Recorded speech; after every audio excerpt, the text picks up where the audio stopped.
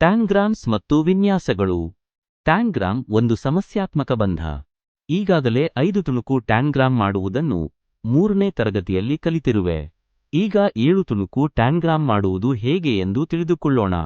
ಮೊದಲು ಒಂದು ಚೌಕಾಕಾರದ ಹಾಳೆ ತೆಗೆದುಕೊಳ್ಳಿ. ಅದನ್ನು 7 ಭಾಗಗಳಾಗಿ ಪೆನ್ಸಿಲ್ನಿಂದ ಗುರುತಿಸು. ನಂತರ ಎಲ್ಲಾ ಭಾಗಗಳನ್ನು ಕತ್ತರಿಸು.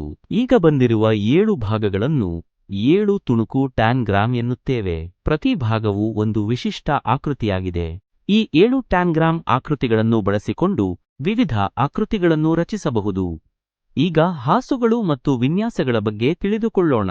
ಹಿಂದಿನ ತರಗತಿಯಲ್ಲಿ ಚೌಕ, ತ್ರಿಭುಜ ಮತ್ತು ಆಯತಗಳನ್ನು ಬಳಸಿ ಹಾಸುಗಳ ವಿನ್ಯಾಸ ಮಾಡುವುದನ್ನು ಕಲಿತಿದ್ದೀರಿ. ಇದಕ್ಕೆ ಸಂಬಂಧಿಸಿದ ಕೆಲವು ಉದಾಹರಣೆಗಳನ್ನು ಗಮನಿಸಿ. ಈಗ ಕೆಲವು ವಿನ್ಯಾಸಗಳನ್ನು ಗಮನಿಸೋಣ. ಸಮಬಾಹು ತ್ರಿಭುಜ. ಒಂದು ತ್ರಿಭುಜದ 3 ಬಾಹುಗಳು ಸಮವಾಗಿದ್ದರೆ ಅದನ್ನು ಸಮಬಾಹು ತ್ರಿಭುಜ ಎಂದು ಕರೆಯುತ್ತಾರೆ. ಈ ಆಕೃತಿಯನ್ನು ಬಳಸಿ ಸುಂದರ ಹಾಸುಗಳ ವಿನ್ಯಾಸ ಮಾಡಬಹುದು. ಷಡ್ಭುಜಾಕೃತಿ. 6 ಸಮ ರೇಖಾಖಂಡಗಳಿಂದ ಆವೃತವಾದ ಆಕೃತಿಯನ್ನು ಷಡ್ಭುಜಾಕೃತಿ ಎಂದು ಕರೆಯುತ್ತಾರೆ. ಈ ಆಕೃತಿಯು ಹಾಸುಗಳಲ್ಲಿ ಆಕರ್ಷಕ ವಿನ್ಯಾಸಗಳನ್ನು ಸೃಷ್ಟಿಸುತ್ತದೆ. ಹೆಚ್ಚಿನ ಆಸಕ್ತಿದಾಯಕ ವಿಷಯಗಳಿಗಾಗಿ ಸಬ್ಸ್ಕ್ರೈಬ್ ಆಗಿ. ನಮ್ಮ ಲೈಬ್ರರಿ